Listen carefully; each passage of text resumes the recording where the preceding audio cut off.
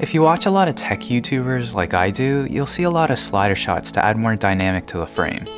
I just bought a new $400 slider, and while I'm super excited to experiment with it, for a starting out YouTuber, there are some cheaper ways to get the same great look with some creative engineering. Hi, I'm David, and this is a behind the scenes look at how I shoot B-roll shots for my channel. So before I show you how I used to do slider shots, let's quickly take a look at this new slider I have from Cinevate, the Duzi version 4. In a nutshell, it's a camera carriage on carbon fiber rails that allows you to make smooth linear motion. But what makes this new Duzi special is the built-in flywheel on the bottom. The rotational inertia stored by the flywheel means that I get smoother slides for constant motion and clean ramp up and down in speed. The flywheel is also removable for quicker, more precise motions, but I prefer having a flywheel because I have pretty shaky hands.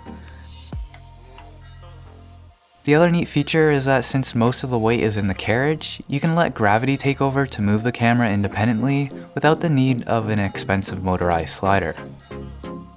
So that's a really quick look at the Cinevate Duzi version 4, but before this, I've never had a slider, and honestly, it's probably unnecessary for what I need. Instead, here are some techniques I've used to create slider shots on the cheap, and I'll probably continue to use. If you have a tripod with an adjustable center pole, it's pretty easy to get nice vertical slides. I just pinch the pole with one hand to add some resistance, and slowly guide it down with the other hand.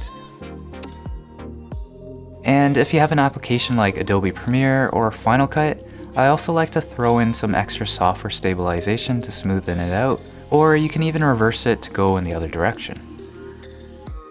Want a more traditional horizontal pan or a push-in shot? Try sliding the tripod across a table or on the floor. You can also use some felt feet if necessary, or if you don't have a tripod, using a piece of paper or a book and sliding that instead works just as well. Want a fancier tracking shot? I put together this contraption of a table and a tripod, and just basically sliding it across the floor in a semicircle path. One tip when doing this is just to focus on one object and try to keep that in the same position for the entire frame. While there's probably a lot more other ways to add motion to the frame, it's all about experimenting and having some fun with it for your videos.